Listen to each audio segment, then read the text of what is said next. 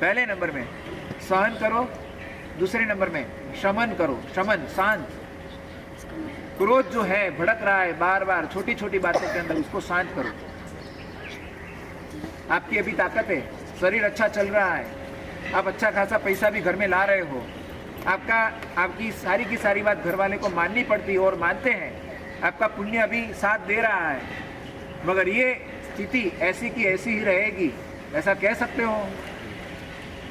ऐसे टाइम के अंदर यदि आपका गुस्सेल स्वभाव होगा, क्रोध का स्वभाव होगा, कोई आपके पास बैठने के लिए तैयार नहीं रहेगा, और ऐसे टाइम के अंदर आप किसी को बाध्य भी नहीं कर पाएंगे, क्योंकि आपकी उस टाइम ताकत नहीं होगी। एक कहेंगे और सामने दो सुननी पड़ेगी। होता है कि नहीं होता है? कई लोगों के जीवन में आपने देखा होगा, मगर पहले से ही गुस्से को ठंडा रखा है, जब तक ज़्यादा आवश्यकता ना हो तब तक कभी गुस्सा नहीं किया है, तो आपको लोग फूल की तरह संभालेंगे, फूल की तरह। आपको कहना नहीं पड़ेगा, सामने से आपकी व्यवस्था सारी की सारी होती चलेगी। एक लड़का हमारे गुरुदेव श्री के पास आया और उसने अपनी आप बीती बताई। साहब, ऐसी परिस्थिति में हूँ, घर में नौकरी किए बगैर चलेगा नहीं, दाना पानी का इंतजाम नहीं होगा, और इसलिए घर से बाहर तो निकलना ही पड़ेगा। मगर साहब 8 घंटे के लिए घर के बाहर निकलता हूँ, तब मेरे पिताजी की जो हालत मेरी माँ करती है, वो यहाँ पर मैं बता नहीं सकता हूँ। गुरुदेव ने कहा कि क्या हुआ? साहब पापा को पैरालिसिस है, खुद की इच्छा से वो करवट भी नहीं बदल पा रहे हैं, और ऐसे टाइम के अंदर खिलाना पिलाना सब कुछ बेड में है,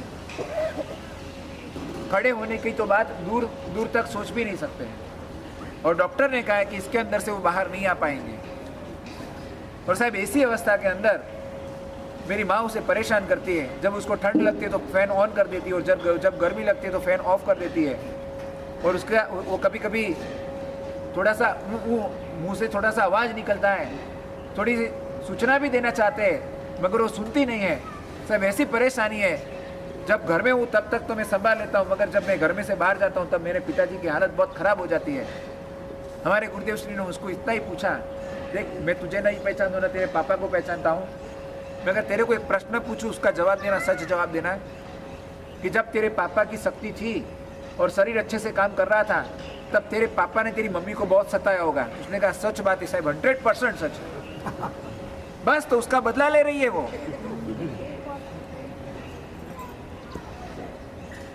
साहब मेरे पापा इतना गुस्सेल स्वभाव, कभी छोटी सी भी गलती हो गई तो इतना भयानक रिएक्शन देते थे। खाने की जो चीज़ होती है उसके अंदर थोड़ा सा भी 19-20 हो गया है तो इतना सुनाते थे, इतना मेरी मम्मी ने सहन किया है।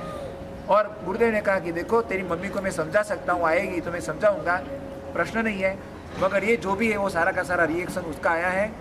मैं आपको वही कहना चाहता हूँ, आपकी जब ताकत है, आपका जब सिक्का चल रहा है, ऐसे टाइम के अंदर आप किसी को भी दबा देंगे, मगर जैसे ही आपका पलटेगा, पासा पलटेगा। और एक बात समझ लो, ये शरीर कभी न कभी तो दगा देने वाला ही है, कभी न कभी ये शरीर बैठ में आने वाला है।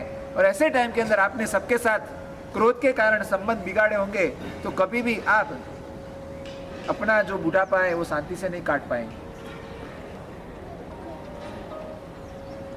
क्रोध को शांत करना है। मेरे साथ के एक भाई चल रहे थे बिहार में, उन्होंने पूछा कि साहब क्रोध बहुत आता है, शांत कैसे करना है? बहुत सारे लोगों का ये प्रश्न होता है। क्रोध आ जाता है साहब, पता है कि क्रोध बुरा है, मगर साहब क्रोध किए बगैर रह नहीं सकते हैं। जब ऐसी सिचुएशन खड़ी होती है तब क्रोध हो जाता है। मतलब कि क्रोध आप क्रोध के मालिक हो कि क्रोध आपका मालिक है? हाँ, क्रोध आपका मालिक है, जब भी आना है तब आ सकता है बिंदास। हाँ, चाहता तो नहीं है। एक व्यक्ति को कहा क्रोध करते हो, वो पूछा तो क्रोध करते हो? अरे क्रोध में ही रहता हूँ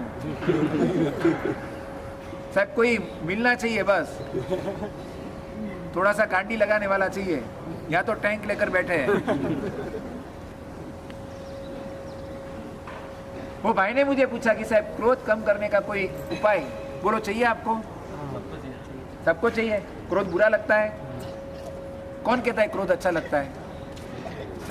कभी तबीयत अच्छा हाँ पैसे नहीं पट रहे हो हाँ एकदम सही बात। साहब पेमेंट नहीं वो दे रहा है, 2 बार गए 3 बार गए, शांति से अपन अपना काम चल रहा था, बराबर है।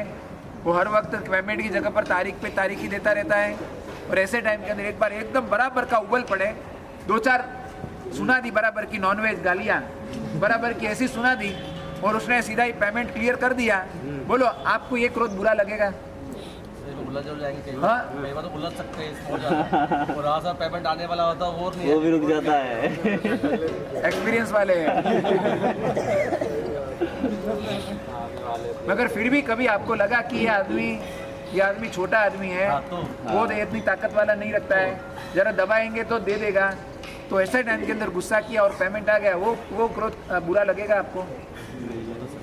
अच्छा लगेगा?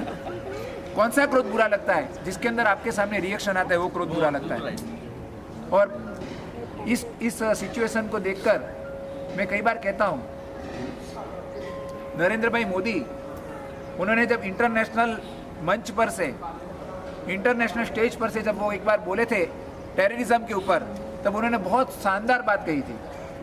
उन्होंने कहा था कि जब तक good terrorism and bad terrorism ये 2 भेद हम करेंगे तब तक टेररिज्म का अंत कभी भी नहीं होगा दुनिया में से।